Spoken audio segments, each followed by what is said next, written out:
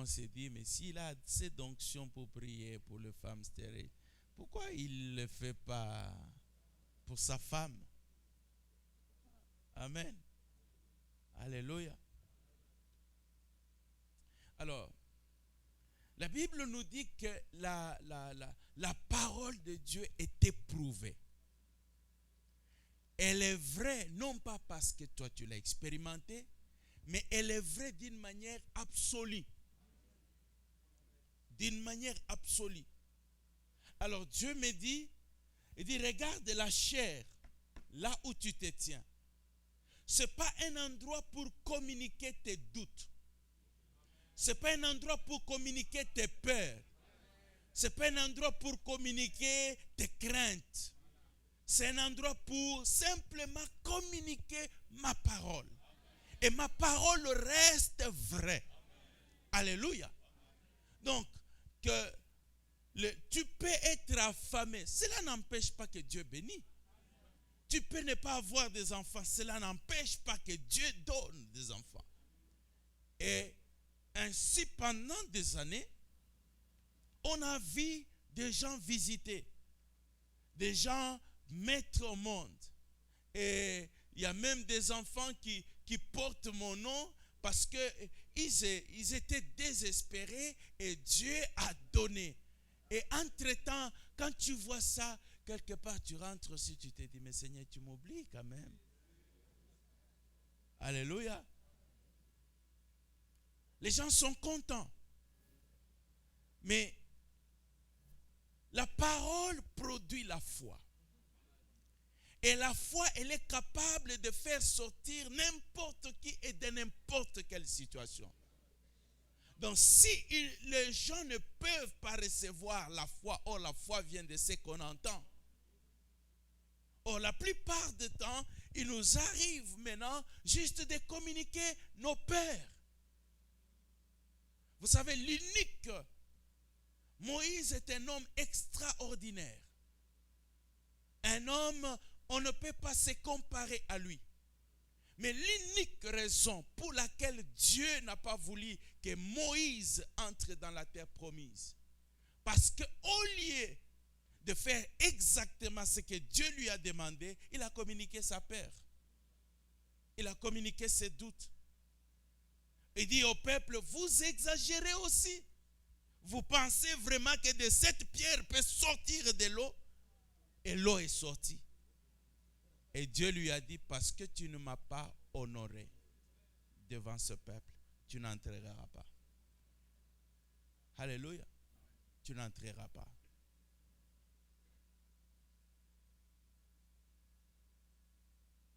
Je crois à la parole de Dieu. S'il dit ressusciter les morts, je ne les changerai pas, même si je n'ai pas encore vu un mort ressuscité. La parole reste vraie. Elle reste vraie. Donc on a besoin de communiquer la foi aux gens.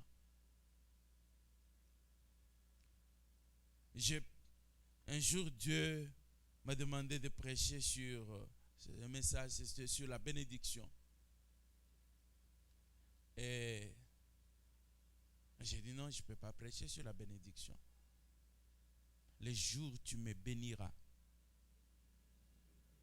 je parlerai de ça.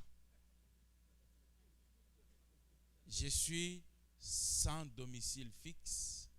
Je ne sais pas où manger. Et puis je vais aller parler de Dieu qui bénit. Les gens vont me regarder, ils vont se dire, ok, c'est bien, mais apparemment, c'est Dieu-là, il a oublié le prédicateur. Amen. Amen.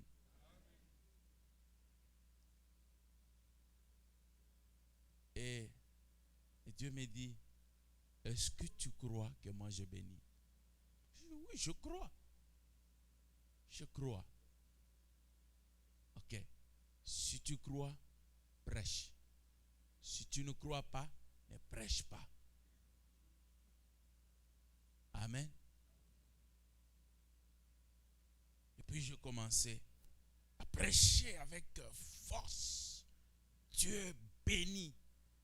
Dieu veut nous faire du bien. Même si là, tu prêches mais tu as affamé, Dieu bénit mes frères.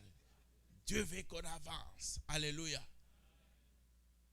Et plus je le faisais, il y a un proverbe coréen qui dit que avant de salir le visage de ton voisin, il faudra que tu tiennes la boue par tes mains. Tu n'as pas un moyen de salir si tu ne peux pas tenir toi-même. Donc, le fait de pouvoir, plus tu parles, plus ça te transforme toi-même. Ça te change toi-même. Alléluia. Amen. Et donc, je remarquais qu'au fur et à mesure, je parlais et cela commençait à transformer ma vie. Et qu'est-ce qui s'est passé? Les choses ont commencé de l'intérieur. De l'intérieur. La plupart de temps, les personnes qui sont dans la détresse, comme ça peut être, nous voyons les aspects extérieurs, mais il y a plus grande comme la détresse intérieure. Alléluia. Alors, donc, j'ai commencé intérieurement. Premièrement, je vous ai dit, je m'apitoyais sur ma vie. Et puis, curieusement, non, j'ai commencé à sentir une joie dont je ne savais pas elle vient d'où. Donc je sens une paix, je sens comme si je suis bien, je sens, et tu n'as pas un endroit où dormir, mais tu te sens à l'aise. Gloire à Dieu, alléluia. Et je me rappelle, ma fiancée à l'époque, mon épouse actuellement, me disait, quand quelqu'un te regarde, tu as l'air de quelqu'un qui a l'argent, qui est bien, mais alors que tu n'es qu'un piaquer.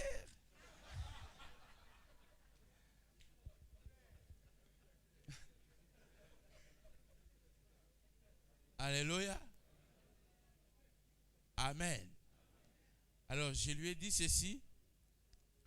J'ai dit, ce que tu vois là, c'est déjà le spirituel qui est en train de rayonner, qui est en train d'annoncer l'avenir des choses qui vont venir. Alléluia.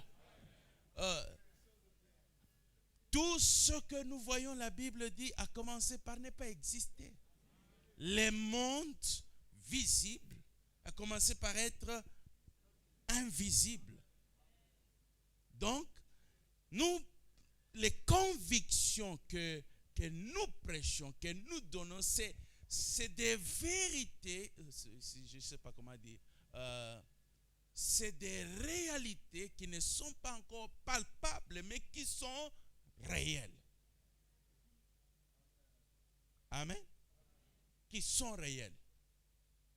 Dieu, avec chacun de nous, il travaillera avec toi dans le sens, vous savez, de lui faire d'abord confiance. Genèse chapitre 12, il appelle Abraham. Il lui dit ceci, quitte ton pays, quitte ta patrie, quitte la maison de ton père et va dans le pays que je t'indiquerai. Là, je te bénirai, je rendrai, je ferai. Amen. Qui sait que quand Dieu veut parler français, il parle correctement? Alléluia. Il dit quitte. Il ne dit pas tu quitteras. Il dit quitte. Mais pour la bénédiction, il dit je te bénirai.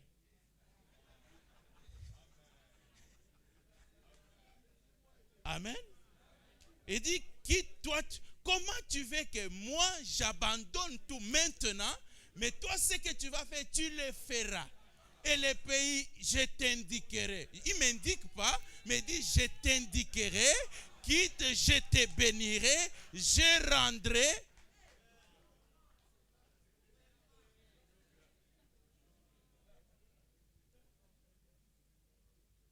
Amen. Et c'est ainsi que quand nous voyons l'élément sur lequel on parle, Abraham fut déclaré juste devant Dieu. Vous savez pourquoi? Parce qu'il a cru. Amen. Dieu l'a déclaré juste. Il dit, oh, j'aime les gens qui me croient. J'aime les gens qui acceptent. Les gens qui prennent les réalités invisibles comme si elles étaient déjà visibles. Alors lorsque vous parlez à un peuple en détresse, la parole de Dieu a déjà la solution quelque part. Il faut qu'ils puissent capter déjà cette solution-là, qu'ils puissent déjà capter leur avenir, même avant que cela ne soit palpable.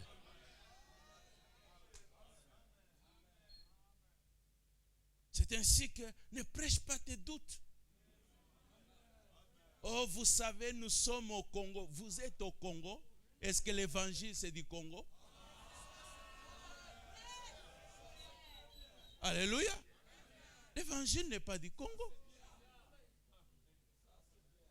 C'est la parole de Dieu. C'est que tu crois, bien-aimé, tu le communiqueras aux autres. Tu le communiqueras aux autres. Et c'est ainsi que nous voyons la plupart du temps ce qui est intéressant plutôt, c'est lorsque les gens sortent de l'église. Alléluia, gloire à Dieu. Amen. Gloire à Dieu.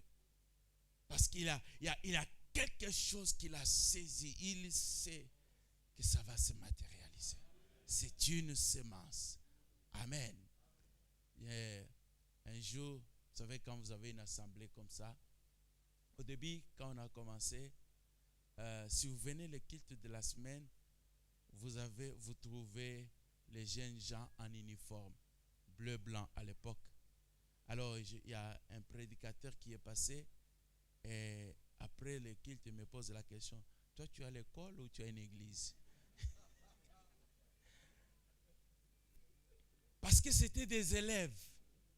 Amen. C'était des élèves. Et certains, ils sont là, ils étaient... Alors, j'ai prié Dieu, j'ai dit, Seigneur, comment je vais faire le travail avec des élèves? Avec des élèves. On a besoin de gros poissons. Des gens qui peuvent soutenir l'œuvre. Envoie-nous aussi. Et Dieu me dit, mais pourquoi tu ne peux pas prier que les élèves là deviennent de gros poissons?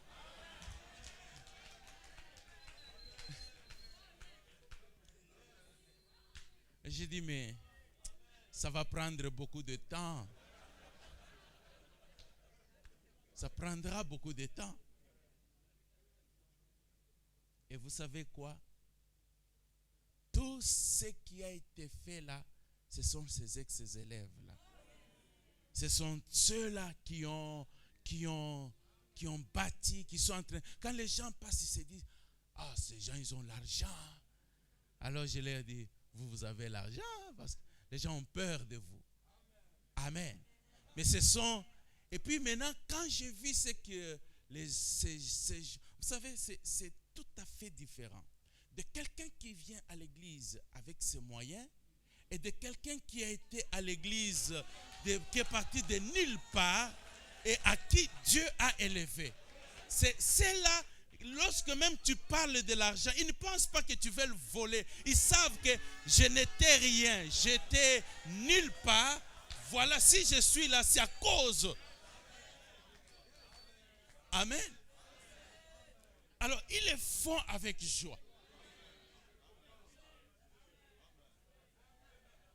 C'est ainsi que, bien-aimé, Dieu, il te met là. Tu peux passer par des temps compliqués, difficiles en tant que prédicateur. Mais ce sont tes problèmes à toi. Amen. Ce sont tes problèmes à toi. Lorsque tu t'élèves, lève-toi pour apporter la parole de la foi. Amen.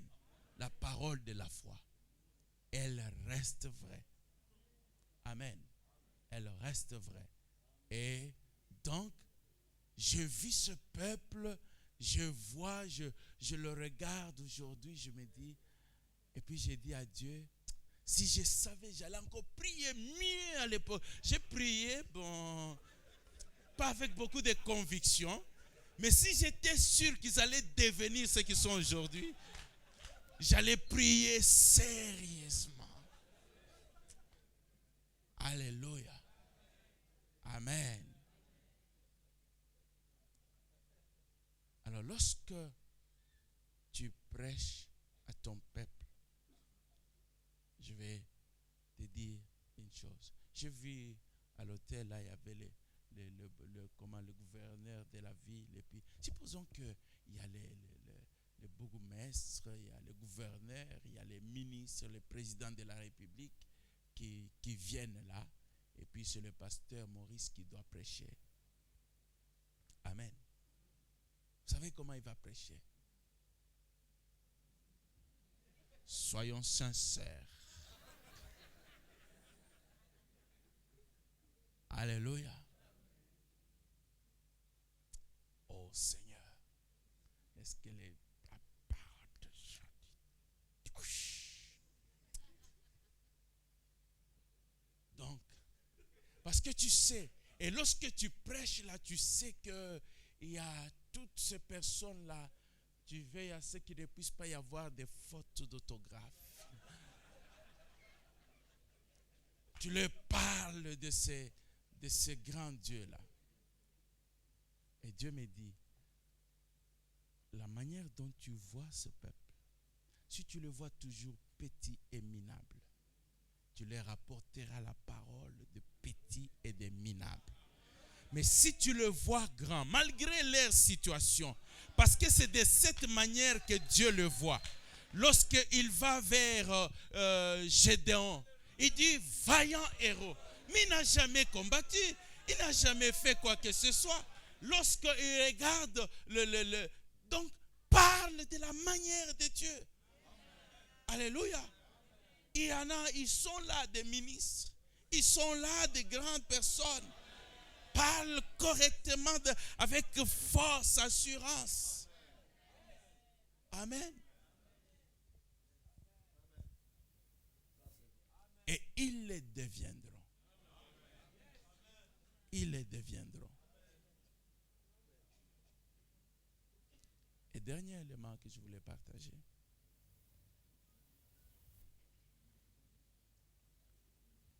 L'évangile est facile à prêcher, mais difficile à vivre. Difficile à vivre. Il y a certaines personnes qui ont difficile à nous suivre, à nous écouter, malgré tout notre effort. C'est ainsi que l'apôtre Paul dit, on n'a pas été seulement prêt à vous donner l'évangile, mais on était prêt à nous donner nous-mêmes, à donner notre vie.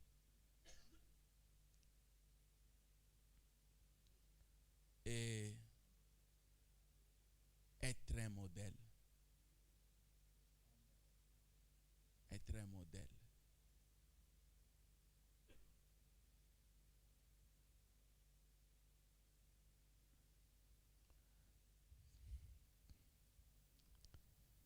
J'ai appris un jour quelqu'un qui a prêché sur le modèle.